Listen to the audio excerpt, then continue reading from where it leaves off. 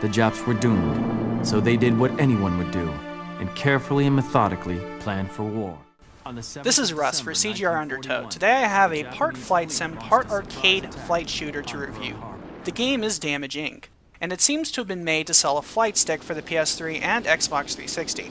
But is the game any good? Well, yes and no. The story does feature some really hammy voice acting for starters. It sounds like they're speaking on old-timey radio. Before I knew it, I had a job and a wife and a family on the way. After flight training, we were assigned to a squadron on Pearl Harbor. While the writing is very, very standard war stuff, Damage Inc. does a surprisingly good job at giving interesting and correct information about World War II.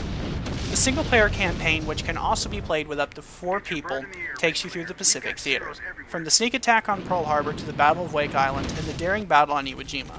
The levels are well designed and offer a great amount of authenticity to the areas you will fight in. However, upon closer inspection of most of the levels, you start to see a lack of detail, a lot of poor textures, and often static environments. While there is some decent effects during the bombing of Pearl Harbor, there's just a lot of rough edges to the level design. Now, the planes do feature a lot of detail. However, I was a bit underwhelmed by the effects upon taking down an enemy fighter. While you may see an explosion from time to time, or even the pilot parachuting out of the destroyed aircraft, sadly it just lacks a bit of oomph.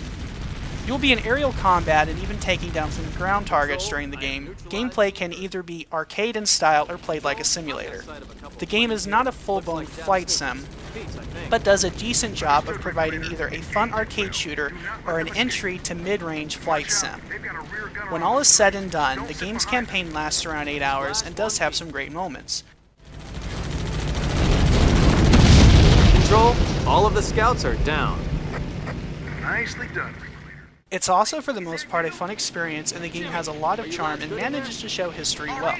Its first impressions are rough and may put off some players, but the more I played, the more fun I had with this well-made game. Make no mistake, what it lacks in polish, it makes up for with solid gameplay mechanics. It features the odd audio glitch here and there, but nothing too bad, and it did keep a solid frame rate. The flight stick, which was made by Mad Catz to be sold with the game, is well made and adds a lot of fun and immersion to the game. It takes a while to get used to using the flight stick, and it's definitely not natural for those of you not used to using one. Once you get accustomed to the flight stick, you won't ever want to go back to your standard controller for a flight game again. While Damage Inc. will not win any awards, but for history buffs or just someone looking for a good flight game, it's a solid choice. They're not ours, Reaper Leader. You are free to engage.